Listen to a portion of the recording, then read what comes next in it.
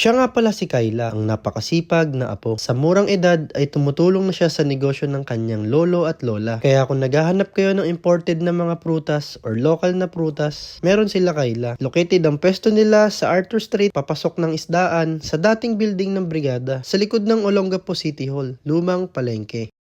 Hello ate! Hello po.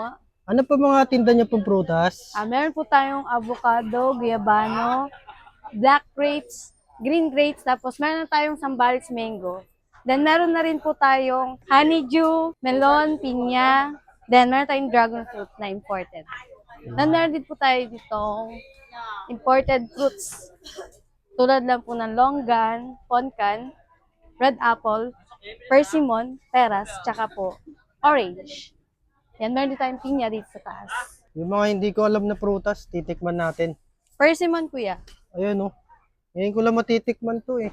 Ilan po ba ang gusto niyo? Sige, ano lang, 2 piraso. Sa pinya nyo ate, magkano? Meron tayong 160 and meron tayong 180. Yung ano lang, pinakamaliit lang. Pinakamaliit. Yun oh.